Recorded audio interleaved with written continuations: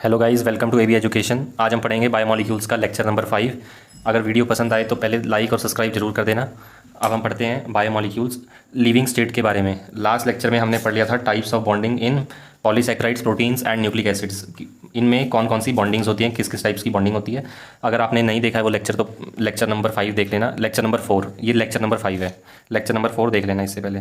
तो आज एक नया टॉपिक है लिविंग स्टेट के बारे में। लिविंग स्टेट क्या होती है? एक नॉन इक्विलिब्रियम स्टेडी स्टेट होती है। एनसीईआरटी में दे रखा है to be able to perform work. ये एक नॉन इक्विलिब्रियम जो लिविंग स्टेट होती है ना, जो हमारी लिविंग स्टेट है, मतलब जैसे हम हैं अभी, तो हमारे अंदर मेटाबॉलिज्म चल रहा है, तो इसीलिए इसको हम क्या बोलते हैं, नॉन इक्विलिब्रियम है। कोई इक्विलिब्रियम पे नहीं होती है, स्टेडी स्टेट होती है। To be able to perform work. Enzymes क्या होते हैं? जो मोस्ट ऑफ द एंजाइम्स होते हैं ना, almost all enzymes are protein. Some enzymes, जितने भी मैक्सिमम जो एंजाइम्स होते हैं वो क्या होते हैं, प्रोटीन्स होते हैं। बट कुछ एंजाइम्स क्या होते हैं, nucleic acid. Some nucleic acids behaves as enzymes. जो न्यूक्लिक एसिड जो एंजाइम की तरह बिहेव करते हैं उनको हम बोलते हैं राइबोजाइम्स। तो राइबोजाइम्स क्या होते हैं, बहुत ज़्यादा इंपॉर्टेंट है ये। राइबोजाइम्स बहुत बार नीट में पूछा जा रखा है। राइबोजाइम्स क्या होते हैं? जो कि न्यूक्लिक एसिड होते हैं कि जो कि एंजाइम्स की तरह बिहेव करते हैं, उनको हम बोलते हैं राइबोजाइम्स। एंजाइम्स के पास एक एक्टिव साइट होती है जिसमें सबस्ट्रेट आके फिट होता है एंड सबस्ट्रेट प्रोडक्ट में कन्वर्ट हो जाता है। एंजाइम्स के पास क्या होती है, एक एक्टिव साइट होती है। ये एक्टिव एंजाइम की वो वाली साइट होती है जहाँ पे सबस्ट्रेट आके बाइंड करता है एंड सबस्ट्रेट किस में चेंज हो जाता है, प्रोडक्ट में चेंज हो जाता है। अब एक्टिव साइट की एनसीईआरटी में डेफिनेशन दे रखी है। एक्टिव साइट्स आर क्रेविसेस और पॉकेट्स। क्रेविसेस और पॉकेट्स मतलब कि छोटे से, एक होता है कि छेद टाइप के हैं, छोटे छोटे से क्रेविसेस हैं and into which substrate fit. तो छोटे छोटे से गड्ढे से हैं तो उसमें क्या होता है, सबस्ट्रेट आके फिट हो जाता है। अब हम पढ़ेंगे एंजाइम कैटलिस्ट। एक होता है एंजाइम। एंजाइम्स क्या होते हैं? एंजाइम्स को हम बोलते हैं बायोलॉजिकल कैटलिस्ट। एंजाइम्स को हम क्या बोलते हैं, बायोलॉजिकल कैटलिस्ट। अब कैटलिस्ट हम केमिस्ट्री में पढ़ते हैं। कैटलिस्ट क्या करते हैं, किसी भी रिएक्शन के रेट को ऑल्टर कर देते हैं। कैटलिस्ट क्या करते हैं, किसी भी रिएक्शन की रेट को ऑल्टर कर देते हैं और ये उस केमिकल रिएक्शन में कंज्यूम नहीं होते हैं। कैटलिस्ट हमने केमिस्ट्री में इस टाइप का पढ़ा हुआ है कि या तो स्पीड अप कर देते हैं रिएक्शन को या तो स्लो डाउन कर देते हैं। तो मतलब इसको हम कह सकते हैं कि कैटलिस्ट क्या करता है, ऑल्टर कर देता है किसी भी केमिकल रिएक्शन को। इसी तरीके से हमारे बायोलॉजिकल सिस्टम में उसको बायोलॉजिकल के टर्म्स में हम क्या बोलते हैं, एंजाइम बोलते हैं। तो एंजाइम कैटलिस्ट, जो एंजाइम कैटलिस्ट होता है वो डिफर करता है इनऑर्गेनिक कैटलिस्ट से। जो हम केमिस्ट्री वाला कैटलिस्ट पढ़ते हैं और जो हम बायो में पढ़ते हैं एंजाइम कैटलिस्ट, वो इन दोनों में डिफरेंस क्या होता है। जो कि बायो कैटलिस्ट होता है ना एंजाइम, या तो एंजाइम को हम क्या बोलते हैं, बायो कैटलिस्ट या फिर एंजाइम्स। एंजाइम्स होते हैं जो वो क्या हो जाते हैं, डैमेज हो जाते हैं एट हाई टेम्परेचर। अगर हम टेम्परेचर बढ़ा देंगे तो जो एंजाइम्स क्या हो जाएंगे, वो डैमेज हो जाएंगे। एक्सेप्ट, एक हम पढ़ते हैं 12th क्लास की बायोटेक्नोलॉजी में, टैग पॉलीमरेज। ये हम आर्के बैक्टीरिया से आइसोलेट करते हैं, ऑब्टेन फ्रॉम थर्मस एक्वेटिकस। तो आर्के बैक्टीरिया हम सभी जानते हैं, आर्के बैक्टीरिया बहुत ही हार्श कंडीशन में भी सर्वाइव कर सकते हैं, हॉट स्प्रिंग्स में भी सर्वाइव कर सकते हैं। तो उनका जो टैग पॉलीमरेज जो एंजाइम्स होते हैं वो भी सर्वाइव कर जाएगा। तो इसीलिए हम आर्के बैक्टीरिया से इसको आइसोलेट करते हैं, टैग पॉलीमरेज को। तो जो ये वाला एंजाइम होता है ना, टैग पॉलीमरेज एंजाइम, ये हाई टेम्परेचर को भी झेल देता है। इनऑर्गेनिक कैटलिस्ट क्या होता है, वो हाई टेम्परेचर एंड प्रेशर में भी अच्छे से वर्क कर लेता है, वो होता है इनऑर्गेनिक कैटलिस्ट। लेकिन बायो कैटलिस्ट डिग्रेड हो जाता है, प्रोटीन, क्योंकि उसमें वो प्रोटीन का बना होता है, प्रोटीन हाई टेम्परेचर पर डिनेचर हो जाता है। रेट ऑफ द रिएक्शन, एक एनसीईआरटी में ये भी बात दे रखी है कि rate of the reaction get doubles. अगर doubles, rate of the reaction get doubles और half for every 10 degree change. अगर 10 डिग्री में टेम्परेचर बढ़ा दूंगा, 40 से मान लो 50 कर दूंगा, तो जो 40 में जो स्पीड होगी रिएक्शन की वो डबल हो जाएगी जब मैं 50 करूँगा। तो उम्मीद है ये बात आपको समझ आ गई होगी कि अगर मैं टेम्परेचर को 10 डिग्री से राइज़ करूँगा तो 10 डिग्री के राइज़ करने से स्पीड ऑफ रिएक्शन डबल हो जाएगा, और या फिर 10 डिग्री से घटाऊंगा टेम्परेचर को तो स्पीड ऑफ रिएक्शन हाफ हो जाएगा। अब हम पढ़ेंगे फैक्टर्स अफेक्टिंग एंजाइम एक्टिविटी। कौन कौन से फैक्टर है कि जो कि एंजाइम एक्टिविटी को अफेक्ट करते हैं। तो कौन कौन से फैक्टर्स हैं वो, पहले हम पढ़ेंगे टेम्परेचर एंड पीएच। अगर लो टेम्परेचर होएगा तो वो एंजाइम को प्रिजर्व कर लेगा temporarily. Preserve, low temperature preserve enzyme in temporarily inactive state. तो अगर टेम्परेचर कम होएगा ना तो एंजाइम ढंग से वर्क नहीं कर पाएगा और इनएक्टिव स्टेट में प्रिजर्व हो जाएगा, वो भी टेम्परेरीली। टेम्परेरीली क्यों बोल रहे हैं यहाँ पे, क्योंकि अगर टेम्परेचर बढ़ाएंगे तो फिर वो दोबारा से एंजाइम एक्टिव हो जाएगा। इसीलिए हाई टेम्परेचर पे क्या होएगा, अगर टेम्परेचर, अभी हमने पढ़ा कि अगर टेम्परेचर ज़्यादा कर देते हैं, 40 डिग्री से ज़्यादा कर देते हैं तो प्रोटीन डीनेचर हो जाता है। तो डीनेचरेशन ऑफ प्रोटीन हो जाती है और एंजाइम क्या कर देता है, अपनी बायोलॉजिकल एक्टिविटी लूज़ कर देता है, क्योंकि प्रोटीन डीनेचर हो जाता है, एंजाइम डिस्ट्रॉय हो जाता है। Enzyme shows highest activity. At a particular temperature and pH. एक किसी पर्टिकुलर टेम्परेचर या पीएच में एंजाइम अपनी हाईएस्ट एक्टिविटी शो करता है, तो उसी को हम क्या बोलते हैं, ऑप्टिमम टेम्परेचर या तो ऑप्टिमम पीएच। तो जिस टेम्परेचर या फिर पीएच रेंज में एंजाइम अपनी मैक्सिमम एफिशिएंसी को शो करता है उसको हम बोलते हैं ऑप्टिमम टेम्परेचर या तो ऑप्टिमम पीएच। अब ये एक ग्राफ दे रखा है एनसीईआरटी में, ये एनसीईआरटी में इसी टाइप का एक ग्राफ बना रखा है, ये बहुत ही ज़्यादा इंपॉर्टेंट है। इसमें आपको एक बात ध्यान रखनी है कि एक्स एक्सिस में क्या दे रखा है, पीएच और टेम्परेचर, और वाई एक्सिस में क्या दे रखा है, एंजाइम एक्टिविटी। ये बहुत ही ज़्यादा इंपॉर्टेंट है कि वाई एक्सिस में एंजाइम एक्टिविटी दे रखी है, इस वाली तरफ वाई एक्सिस में एंजाइम एक्टिविटी दे रखी है। ये नीट में क्वेश्चन पूछा जा रखा है कि वाई एक्सिस में enzyme activity and x axis में दे रखा है पीएच और टेम्परेचर। अब देखो, जैसे जैसे पीएच को मैं बढ़ा रहा हूँ या तो टेम्परेचर को बढ़ा रहा हूँ, जैसे हम राइट से इधर को जा रहे हैं, यानी कि टेम्परेचर को मैं हीट कर रहा हूँ 40 से मान लो 50 डिग्री, तो ये देखो पहले तो राइज़ कर रहा है, मान लो यहाँ पे 40 डिग्री सेल्सियस है और यहाँ पे 50 डिग्री सेल्सियस है। 40 से जब 50 गया तो एंजाइम एक्टिविटी बढ़ रही है, यानी रेट ऑफ रिएक्शन बढ़ रहा है। लेकिन अब 50 के बाद मान लो ये 50 क्या है, ऑप्टिमम टेम्परेचर है, 50 डिग्री क्या है, ऑप्टिमम टेम्परेचर है। तो यहाँ पे एंजाइम एक्टिविटी आप देख रहे हो मैक्सिमम है। लेकिन अगर 50 से मैं ज़्यादा बढ़ा दूं तो एंजाइम क्या हो जाएगा, डीनेचर हो जाएगा, डीनेचुरेशन हो जाएगी प्रोटीन की, तो एंजाइम भी डिग्रेड हो जाएगा। तो उसके बाद 50 से और भी ज़्यादा बढ़ा दूंगा मैं, तो उसके बाद क्या होएगा, डीनेचर होने की वजह से वो एंजाइम एक्टिविटी लूज़ कर देगा। तो इस टाइप का कुछ ग्राफ बनेगा। तो दोबारा से देखते हैं, जैसे मैं टेम्परेचर बढ़ाऊंगा एक लिमिट तक तो बढ़ेगा, लेकिन एक लिमिट पर और मैक्सिमम परफॉर्मेंस देगा एंजाइम अपनी, लेकिन उसके बाद वो एंजाइम क्या हो जाएगा, डीनेचर होना स्टार्ट हो जाएगा और अपनी एंजाइम एक्टिविटी कम होनी शुरू हो जाएगी। तो इसको मैं बोलूँगा ऑप्टिमम पीएच या फिर ऑप्टिमम टेम्परेचर। यहाँ पे पीएच भी हो सकता है, टेम्परेचर, दोनों का एनसीईआरटी में सेम ग्राफ दे रखा है, इसीलिए मैंने एक ही ग्राफ की मदद से आपको समझा दिया। अब हम पढ़ेंगे कॉन्सेंट्रेशन ऑफ सबस्ट्रेट के साथ एंजाइम एक्टिविटी कैसे वेरी करती है। ये ग्राफ एनसीईआरटी में दे रखा है, वाई एक्सिस में दे रखा है वेलोसिटी ऑफ रिएक्टेंट, या फिर हम इसको रेट ऑफ रिएक्शन भी बोल सकते हैं, या फिर वेलोसिटी ऑफ रिएक्टेंट। और एक्स एक्सिस में क्या दे रखा है, कंसंट्रेशन। तो कंसंट्रेशन के साथ रेट ऑफ रिएक्शन या फिर वेलोसिटी ऑफ रिएक्टेंट कैसे वेरी करता है वो हम देखते हैं। जैसे जैसे कंसंट्रेशन मैं बढ़ाऊंगा, तो आप देख रहे हो कंसंट्रेशन बढ़ा रहा हूँ तो ये ग्राफ यहाँ से यहाँ आ गया, तो रेट ऑफ रिएक्शन इंक्रीज ही हो रही है, वेलोसिटी ऑफ रिएक्टेंट इंक्रीज हो रहा है कंसंट्रेशन के साथ। लेकिन एक तो अब हम पढ़ते हैं इसको कि with increase in substrate concentration velocity of reaction rises at first. अगर मैं सबस्ट्रेट कंसंट्रेशन को बढ़ाऊंगा तो वेलोसिटी ऑफ रिएक्टेंट क्या हो रही है, इंक्रीज हो रही है पहले तो, अल्टीमेटली रीचेज मैक्सिमम वेलोसिटी। अब जैसे जैसे कंसंट्रेशन इंक्रीज कर रहा हूँ, एक अल्टीमेट पॉइंट में आके ये क्या हो जाएगा, मैक्सिमम वेलोसिटी को रीच कर जाएगा, विच is not exceeded further any rise in concentration of substrate. अब मैं देखो कंसंट्रेशन ऑफ सबस्ट्रेट और भी ज़्यादा बढ़ा दूँ, लेकिन वी मैक्स नहीं इंक्रीज होएगा, तो इस पॉइंट को हम बोलेंगे V max, which is not exceeded further as any rise in concentration. Substrate की कंसंट्रेशन में जितनी मर्जी बढ़ा दूँ, वी मैक्स अब इंक्रीज नहीं होएगा। This is because enzyme molecules, क्योंकि ये होता क्यों है, यहाँ पे आके सैचुरेट क्यों हो गया, एंजाइम मॉलिक्यूल्स आर फ्यूअर, जो कि एंजाइम्स मॉलिक्यूल होते हैं वो बहुत कम होते हैं as compared to substrate molecule. उम्मीद आपको ये बात समझ आ गई होगी, क्योंकि एंजाइम, यहाँ पे एंजाइम की सैचुरेशन आ चुकी है। मान लो एक एंजाइम है वो 4 सबस्ट्रेट को अपने साथ बांध सकता है। तो अगर हमारे पास 25 एंजाइम है तो वो मैक्सिमम टू मैक्सिमम 100 सबस्ट्रेट को अपने साथ ले सकता है। अगर मान लो सबस्ट्रेट में 100 से 200 कर दूं, सबस्ट्रेट में कर दूं 100 से 200 सबस्ट्रेट कर दूं, तो लेकिन एंजाइम तो हमारे पास 25 ही है ना, तो वो 200 को थोड़ी, वो तो सिर्फ 100 तक इंक्रीज़ कर देगा। अगर 25 एंजाइम की 25 एंजाइम की कैपेसिटी मैक्सिमम 100 सबस्ट्रेट मॉलिक्यूल तक है। अगर मैं 50 सबस्ट्रेट से 100 सबस्ट्रेट तक लेके जाऊँ तो 50 से 100 तक कॉन्सिक्वेंटली इंक्रीज़ करेगा, लेकिन 100 पे आके सैचुरेट हो जाएगा। 100 से मैं 110 करूँ, 110 से फिर चाहे 200 तक कर दूँ, फिर इंक्रीज़ नहीं करेगा V max. After saturation of these molecules no free enzyme molecules to bind with additional substrate molecule. अब के एम क्या होता है, माइकल्स मेंटल्स कांस्टेंट।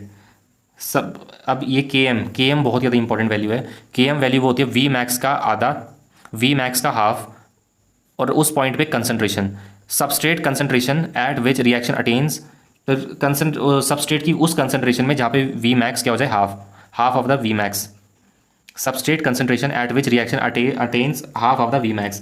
तो उस सबस्ट्रेट की कंसंट्रेशन को बोला जाता है के एम वैल्यू, सबस्ट्रेट की वो कंसंट्रेशन जहाँ पे वी मैक्स का हाफ हो जाए। अब एनसीईआरटी में एक नेक्स्ट टॉपिक दे रखा है कॉम्पिटिटिव इनिबिशन। इससे तो नीट में हर साल मैक्सिमम क्वेश्चन आना ही आना है। कॉम्पिटिटिव इनिबिशन क्या होता है, व्हेन इनिबिटर, जो इनिबिटर होता है, closely resemble the substrate in its molecular structure. इसको मैं अभी समझाता हूँ। देखिए, एंजाइम है प्लस सबस्ट्रेट। एंजाइम सबस्ट्रेट के साथ मिलकर क्या बनाता है, प्रोडक्ट, और एंजाइम दोबारा से, यानी कि सबस्ट्रेट प्रोडक्ट में चेंज हो जाता है। बाइंड करने की बजाय इनिबिटर के साथ बाइंड कर जाता है, यानी कि इनिबिटर सबस्ट्रेट को बाइंड करने नहीं देता, खुद ही जाके बाइंड हो जाता है और प्रोडक्ट कुछ और प्रोडक्ट बन जाता है, या तो प्रोडक्ट बनता ही नहीं है। तो इसको क्या बोलते हैं हम, कॉम्पिटिटिव इनिबिटर इनिबिशन। इसी को क्या बोलते हैं हम, कॉम्पिटिटिव इनिबिशन। कि व्हेन इनिबिटर क्लोजली रिजेंबल, वो यही कह रहा है, when inhibitor closely resemble the substrate in its molecular structure।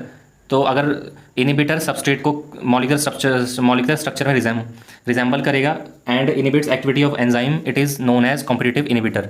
इसको हम क्या बोलते हैं, कॉम्पिटिटिव इनिबिटर बोलते हैं। जब इनिबिटर सबस्ट्रेट के सिमिलर होता है और सबस्ट्रेट को बाइंड नहीं करने देता है, सबस्ट्रेट की जगह इनिबिटर बाइंड कर जाता है एंजाइम के साथ। तो इस प्रोसेस को हम क्या बोलते हैं, कॉम्पिटिटिव इनिबिशंस। इसका एग्जांपल क्या है, inhibition of succinic dehydrogenase. Succinic dehydrogenase एक एंजाइम है। एक एंजाइम क्या, कौन सा है, सक्सिनिक डिहाइड्रोजनेज। तो उसमें कौन जाके बाइंड कर जाता है, मेलोनेट। मेलोनेट क्या होता है, इनिबिटर होता है। एक बात ध्यान रखना कि मेलोनेट इनिबिटर होता है और ये एंजाइम होता है। एंजाइम ये है, ये इनिबिटर है। Which closely resemble succinate in structure. ये एंजाइम है, इसका जो सबस्ट्रेट होता है वो होता है सक्सिनेट, लेकिन जो सक्सिनेट और मेलोनेट का जो स्ट्रक्चर होता है ना, वो सिमिलर होता है। तो सक्सिनेट की जगह मेलोनेट सक्सिनिक डिहाइड्रोजनेज के साथ बाइंड कर जाता है। उम्मीद है आपको ये बात समझ आ गई होगी। ये तो बहुत ज़्यादा इंपॉर्टेंट है, inhibition of succinic dehydrogenase by malonate. ये तो काफ़ी ज़्यादा इंपॉर्टेंट है, ये 2021 में भी इसका क्वेश्चन आ रखा था। अब इस प्रोसेस में क्या होता है, कॉम्पिटिटिव इनिबिशन में एक चीज़ बहुत इंपॉर्टेंट है, जो कि वी मैक्स होता है ना, वो कांस्टेंट रहता है। वी मैक्स कांस्टेंट रहता है, लेकिन के एम की वैल्यू इंक्रीज हो जाती है। तो वही ये बातें भी ऊपर भी लिखी हुई हैं कि कॉम्पिटिटिव इनिबिशन में high K M value increase हो जाती है, फिर हाई हो जाती है, और no change in V max. ये बहुत ही ज़्यादा इंपॉर्टेंट पॉइंट है। K M value equal to high, यानी कि या फिर इंक्रीज हो जाती है, और वी मैक्स सेम रहता है। ये काफ़ी इंपॉर्टेंट पॉइंट है। और एक और है, control of bacterial pathogen like sulphur drugs. और भी कुछ इंपॉर्टेंट पॉइंट्स है, ये आउट ऑफ एनसीईआरटी हैं, लेकिन बहुत ज़्यादा इंपॉर्टेंट है। नीट में प्रीवियस ईयर में ये क्वेश्चन पूछे जा रखे हैं। अगर आप सॉल्व करोगे बायोमॉलिक्यूल्स के, तो आप जरूर देखोगे ये वाले सारे points. Inhibition of succinic dehydrogenase by malonate is an example of competitive inhibition. ये तो हम पढ़ चुके हैं। और जो ये रिएक्शन होती है ना, सबस्ट्रेट प्लस एंजाइम, या फिर सबस्ट्रेट एंजाइम प्लस इनिबिटर वाली जो रिएक्शन होती है, ये क्या होती है, रिवर्सिबल रिएक्शन होती है। जो ये कॉम्पिटिटिव इनिबिशन होती है, ये क्या होती है, रिवर्सिबल रिएक्शन होती है। अगर सबस्ट्रेट की कंसंट्रेशन में बढ़ा दूं तो जो एंजाइम है वो सबस्ट्रेट के साथ बाइंड करेगा, इनिबिटर के साथ बाइंड नहीं करेगा। इफेक्ट ऑफ इनिबिटर, या फिर इनिबिटर कौन सा है, मेलोनेट, वो क्या हो जाएगा, रिमूव्ड हो जाएगा। प्रेजेंस ऑफ कॉम्पिटिटिव इनिबिटर, अगर कॉम्पिटिटिव इनिबिशन से क्या होता है, K M value increases and V max constant या फिर रिमेन सेम। ये तो हम सारी बातें पढ़ चुके हैं। सबस्ट्रेट, अच्छा यहाँ पे भी इसको भी देखो जरा, सबस्ट्रेट प्लस एंजाइम क्या बनाते हैं, enzyme substrate complex, then product बन जाता है। सबस्ट्रेट कौन सा है, सक्सिनेट। एंजाइम कौन सा है, सक्सिनिक डिहाइड्रोजनेज। और लेकिन जो सक्सिनेट और मेलोनेट क्या है, इनिबिटर है। तो इनका स्ट्रक्चर, सक्सिनेट और मेलोनेट का जो स्ट्रक्चर है वो रिजेंबल करता है। तो इसीलिए सक्सिनिक डिहाइड्रोजनेज कई बार मेलोनेट के साथ बाइंड कर जाता है, और इसी प्रोसेस को हम क्या बोलते हैं, कॉम्पिटिटिव इनिबिशन भी हम बोलते हैं। कॉम्पिटिटिव इनिबिशन की वजह से क्या होता है, के एम वैल्यू इंक्रीज होती है, वी मैक्स कांस्टेंट रहता है या फिर रिमेन सेम। ये बहुत ज़्यादा इंपॉर्टेंट है। नीट में कई बार ऐसे बोलते हैं कि वी मैक्स इंक्रीज हो जाता है और के एम वैल्यू कांस्टेंट रहती है, तो वो चीज़ गलत हो जाएगी। तो इसका चीज़ का ध्यान रखना है कि के एम वैल्यू उतनी रहती है एंड वी मैक्स कांस्टेंट रहता है सेम। अब इस बात का मतलब क्या है, और उस बात का मतलब है कि अगर ये कुछ ग्राफ मान लो कि राइट साइड को शिफ्ट हो जाए, अगर कुछ इस टाइप का ग्राफ बने मान लो, और ये यहाँ पे जाके, ये ऐसे में जाके, और फिर यहीं पे जाके राइट साइड को शिफ्ट हो जाए, तो राइट साइड को शिफ्ट होने से क्या होगा, वी मैक्स तो उतना ही रहा, लेकिन वी मैक्स बाई 2 ये देखो कहाँ पे आएगा, इधर, और के एम, और जो के एम की वैल्यू है वो यहाँ से उठ के यहाँ आ गई, तो के एम की वैल्यू क्या होगी, इंक्रीज़ हो गई, और वी मैक्स उतना ही रहा। तो आप ग्राफ की मदद से भी समझ सकते हैं। अगर ये नॉर्मल ग्राफ है तो ये कॉम्पिटिटिव इनिबिशन का ग्राफ होगा। अगर ये एंजाइम प्लस सबस्ट्रेट वाला ग्राफ है तो ये एंजाइम प्लस इनिबिटर वाला ग्राफ होएगा। ये राइट साइड को थोड़ा शिफ्ट हो जाएगा, और वी मैक्स कॉन्स्टेंट है, और वी मैक्स बाई 2 थोड़ा आगे को शिफ्ट हो जाएगा, मतलब के एम की वैल्यू थोड़ा आगे को शिफ्ट हो जाएगी। उम्मीद है आपको समझ आ गया होगा। अब जो नेक्स्ट टॉपिक है वो है classification and nomenclature of enzymes. तो ये एक बहुत ही ज़्यादा इंपॉर्टेंट टॉपिक है। Enzymes are divided into 6 classes. Enzymes कितनी क्लासेस में डिवाइड करता है? 6 क्लासेस में, ईच विद 4 to 13। अब 6 में से 4 to 13, हर एक क्लास में क्या होता है 4 to 13 सब क्लासेस होती हैं। अब देखो 6 क्लासेस कौन कौन सी हैं। सबसे पहली क्लास है क्लास 1 का जो एंजाइम है उसको बोलते हैं ऑक्सीडो रिडक्टेज। क्लास 2 वाला ट्रांसफरेज, क्लास 3 वाला hydrolase, then lyases, then isomerase and ligases. ये याद करना बहुत ज़्यादा इंपॉर्टेंट है। इसके लिए मैं आपको ट्रिक बता देता हूँ। ये इसकी ट्रिक है। ये क्या है इसकी trick? Over the hills love is life. Over oxidoreductase, the transferase, hills hydrolase, lyases love, isomerase से I is life, over the hill love is life. तो ये इसकी ट्रिक है, बहुत ही ज़्यादा इंपॉर्टेंट ट्रिक है। इसकी मदद से तो आपको बिल्कुल याद करने की भी जरूरत नहीं ज़्यादा। Over the hill love is life, over oxido reductase, transferase, hydrolase, lyses, isomerase and ligase. याद भी हो ही जाएगा आपको इससे। तो इसको आप समझ सकते हैं कि ऑक्सीडो रिडक्टेज, अब एनसीईआरटी से रीड करेंगे तो आपको समझ आ जाएगा कि ऑक्सीडो रिडक्टेज क्या होते हैं। Enzyme which catalyse oxido reduction between two substrate. मतलब एक सबस्ट्रेट ऑक्सीडाइज हो रहा है, दूसरा रिड्यूस हो रहा है। ये रिड्यूस हो रहा है और एक ऑक्सीडाइज हो रहा है। तो जो एंजाइम इस टाइप की केमिकल रिएक्शन को कैटालाइज करते हैं उसको हम क्या बोलते हैं? ऑक्सीडो रिडक्टेज या तो डीहाइड्रोजनेज। एक सबस्ट्रेट ऑक्सीडाइज हो रहा है और एक रिड्यूस हो रहा है, यानी रिडॉक्स रिएक्शन को जो वो वाले एंजाइम जो रिडॉक्स रिएक्शन को कैटालाइज करते हैं उसको बोलते हैं ऑक्सीडो रिडक्टेज। ट्रांसफरेज कौन से होते हैं? Enzymes catalysing transfer of a group G other than hydrogen. मान लो अभी देखो ये एक सबस्ट्रेट है और ये दूसरा सबस्ट्रेट है। इस सबस्ट्रेट में एक ग्रुप लगा हुआ है जी ग्रुप यहाँ से हट के इस वाले में लग जाएगा। जैसे कि ये देख रहे हैं, पहले एस में था, अब एस डैश वाले में लग गया, एस डैश जी। पहले है S G plus S dash, अब आ गया एस प्लस एस डैश जी। और ये जो जी ग्रुप है ये हाइड्रोजन के अलावा होता है, तो उसको हम क्या बोलते हैं? उस एंजाइम को बोलते हैं ट्रांसफरेज। ओवर से ऑक्सीडो रिडक्टेज, द से transferase, hill love is life. तो हिल से क्या आ गया? हाइड्रोलेज कौन से होते हैं? एंजाइम कैटालाइजेज वो वाले एंजाइम जो कि हाइड्रोलाइज करते हैं, catalysing hydrolysis of ester ether peptide bonds, जो कि कार्बन कार्बन बॉन्ड को तोड़ते हैं, या फिर कार्बन या फिर हेलाइड होते हैं हेलोजेंस, या फिर फॉस्फोरस नाइट्रोजन बॉन्ड को ब्रेक करने में हेल्प करते हैं, या फिर हाइड्रोलाइज करने में हेल्प करते हैं एंजाइम्स।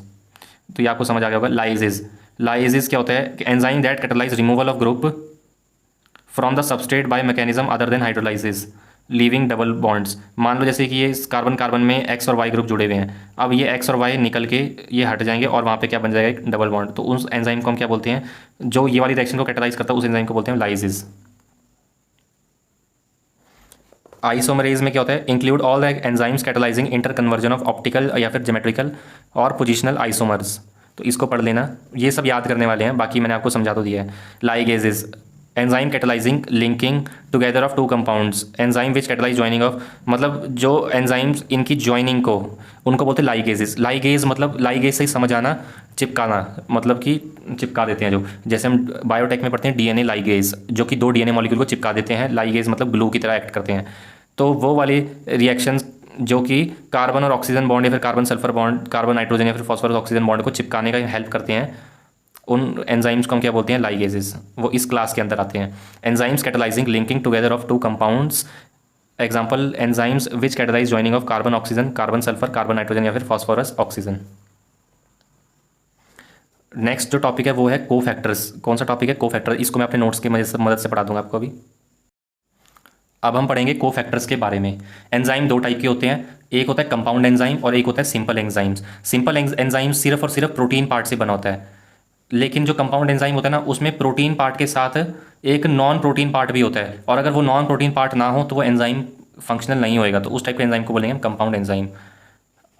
ये बहुत ज़्यादा इंपॉर्टेंट है कि होलो एंजाइम मतलब कि catalytically active enzyme. Holoenzyme क्या होता है? Catalytically active enzyme equal to apoenzyme मतलब जो कि प्रोटीन पोर्शन को हम बोलते हैं एपो एंजाइम प्लस कोफैक्टर क्या होता है? नॉन प्रोटीन पार्ट के साथ एक नॉन प्रोटीन पार्ट जुड़ा होता है, जिसकी वजह से जो पूरा एंजाइम होता है वो कैटालिटिकली एक्टिव होता है। तो उसको हम क्या बोलते हैं? कोफैक्टर बोलते हैं। उस नॉन प्रोटीन पार्ट को हम क्या बोलते हैं? कोफैक्टर। कोफैक्टर्स होते हैं ना, वो होते हैं 3 types of cofactors are there. 3 type के कोफैक्टर, यानी नॉन प्रोटीन पार्ट 3 टाइप के हो सकते हैं। कोफैक्टर या तो प्रोस्थेटिक ग्रुप भी हो सकता है, अगर मान लीजिए ये नॉन प्रोटीन पार्ट अगर ऑर्गेनिक कंपाउंड है और ये ऑर्गेनिक कंपाउंड एपो एंजाइम के साथ बहुत ही ज़्यादा टाइटली बाउंड है। अगर prosthetic group organic compound tightly attach with apo enzyme, अगर जो को फैक्टर है वो क्या है, एक ऑर्गेनिक कंपाउंड है और वो ऑर्गेनिक कंपाउंड एपो एंजाइम के साथ बहुत ही ज़्यादा टाइटली बाउंड है, तो उसको हम क्या बोलेंगे, prosthetic group. Organic compound tightly attach with apo enzyme, उसको हम बोलेंगे prosthetic group. For example in peroxidase and catalase, जो परऑक्सीडेज एंड कैटालेज एंजाइम्स होते हैं ना, उसमें जो प्रोस्थेटिक ग्रुप होता है वो heme group. Heme group is prosthetic group, यानी परऑक्सीडेज और कैटालेज एंजाइम के साथ हीम ग्रुप अटैच होता है और हीम ग्रुप उसमें एक्ट करता है प्रोस्थेटिक ग्रुप की तरह। और ये परऑक्सीडेज और कैटालेज एंजाइम क्या करते हैं, परऑक्साइड को हाइड्रोजन प्लस ऑक्सीजन में ब्रेक कर देते हैं। अब देखोगे कोएंजाइम, कोएंजाइम क्या होते हैं, प्रोस्थेटिक ग्रुप क्या था, organic compound tightly bound with apo enzyme. जो नॉन प्रोटीन पार्ट है वो ऑर्गेनिक कंपाउंड होगा और वो टाइटली अटैच्ड होएगा प्रोटीन पार्ट के साथ। अगर जो नॉन प्रोटीन पार्ट है वो ऑर्गेनिक कंपाउंड है लेकिन वो प्रोटीन पार्ट के साथ लूजली अटैच्ड है, organic compound loosely attached with enzyme या फिर प्रोटीन पार्ट, तो उसको हम क्या बोलेंगे, कोएंजाइम। यानी कोएंजाइम ऑर्गेनिक होता है एंड लूजली बाउंड होता है एपो एंजाइम के साथ। Coenzymes are the organic compound, their association with apo enzyme is only transient. Transient मतलब थोड़े टाइम के लिए होता है, इसीलिए मतलब लूजली बाउंड होता है। Coenzymes are NAD and NADP, contain vitamin niacin. जो कोएंजाइम के एग्जांपल क्या है, NAD एंड NADP, ये क्या है, कोएंजाइम्स हैं। इनमें क्या होता है, विटामिन नियासिन होता है, विटामिन B3। अभी हमने पढ़ा कोफैक्टर या तो प्रोस्थेटिक ग्रुप भी हो सकता है या तो कोफैक्टर कोएंजाइम भी हो सकता है। अब तीसरे टाइप का मैं कोफैक्टर पढ़ूंगा, वो मेटल आयंस। वो कौन सा है, metal ions as cofactor. Metal ions yes, जैसे कि Zn2 positive, Zn2 positive act as cofactor for many enzymes. कौन कौन से एंजाइम्स, एक कार्बोक्सी पेप्टाइडेज। ये क्या, कार्बोक्सी पेप्टाइडेज क्या होता है, एक प्रोटियोलाइटिक एंजाइम होता है, यानी कि प्रोटीन को छोटे छोटे पार्ट में ब्रेक कर देता है। Zn2 पॉजिटिव जो Zinc 2 पॉजिटिव एक मेटल आयन है, ये क्या है, कोफैक्टर की तरह एक्ट करता है, कोफैक्टर फॉर एंजाइम्स। कौन कौन से एंजाइम्स के लिए कोफैक्टर है ये, कार्बोनिक एनाइड्रेज के लिए, कार्बोक्सी पेप्टाइडेज के लिए, अल्कोहल डिहाइड्रोजनेज के लिए। ये वाले 3 एग्जांपल ये बायोमॉलिक्यूल्स में नहीं ले रखे हैं, लेकिन ये इंपॉर्टेंट है, ये हमारी NCERT के सिलेबस में है। ये हम 12th चैप्टर में पढ़ते हैं और कुछ ब्रीदिंग वाले चैप्टर में पढ़ते हैं, ह्यूमन फिजियो के चैप्टर्स में। metal ions as cofactors, no number of enzymes require metal ions, example Zn2 positive for their activity which form coordination bond। बहुत सारे एंजाइम्स को क्या चाहिए होता है, मेटल आयन चाहिए होता है, जैसे कि Zn2 positive for their activity, अपनी एक्टिविटी के लिए। क्यों, क्योंकि वो क्या करते हैं, ये कोऑर्डिनेशन बॉन्ड बनाते हैं, which form coordination bond with side chains at the active site. ये क्या बनाते हैं, कोऑर्डिनेशन बॉन्ड बनाते हैं with side chains at the active site. Active site किसकी, एंजाइम्स की। इस लाइन को एग्जैक्ट याद कर लेना कि ये क्या करते हैं, कोऑर्डिनेशन बॉन्ड बनाते हैं। And at the same time one more, यानी कि जो ये मेटल आयंस होते हैं ना, एक कोऑर्डिनेशन बॉन्ड तो ये किसके साथ बनाते हैं, एंजाइम के साथ, और at the same time one more coordination bond with the substrate के साथ भी ये बनाते हैं coordination bond. Zn2 positive is a cofactor for proteolytic enzymes carboxy peptidase, very important line directly from NCERT। Catalytic activity is lost when cofactor is removed. मान लीजिए अगर कोई भी एंजाइम है, मान लो कार्बोक्सी पेप्टाइडेज है, या तो अगर कार्बोक्सी पेप्टाइडेज में से अगर मैं Zn2 पॉजिटिव आयन नहीं दूंगा तो ये बिल्कुल ही इनएक्टिव हो जाएगा enzymes. Catalytic activity is lost, इसीलिए लिखा हुआ है कि catalytic activity is lost when cofactor is remove from the enzyme. Enzyme से अगर कोफैक्टर निकाल दी जाए तो उसकी कैटालिटिक एंजाइम की कैटालिटिक एक्टिविटी लॉस्ट हो जाएगी। और ये क्या बताता है, this testifies that metal ions play a crucial role in catalytic activity of enzymes. इसीलिए मेटल आयन क्या करते हैं, क्रूशियल रोल प्ले करते हैं कैटालिटिक एक्टिविटी ऑफ एंजाइम्स। उम्मीद है आपको ये बात समझ आ गई होगी। तो ये था तीसरे टाइप का कोफैक्टर, जो कि क्या होता है, मेटल आयंस। इसी के साथ ये वाला चैप्टर बायोमॉलिक्यूल्स का चैप्टर खत्म हो चुका है। लेक्चर नंबर 5 था ये। एंड अगर आपको वीडियो पसंद आई हो तो इस वीडियो को लाइक करना, अपने दोस्तों के साथ शेयर करना, एंड चैनल को प्लीज़ सब्सक्राइब कर देना। और आपको अगर और भी कोई चैप्टर्स के ऐसे नोट्स चाहिए होंगे या फिर इस टाइप की सीरीज़ के क्वेश्चंस, अगर किसी की चैप्टर के आपको क्वेश्चन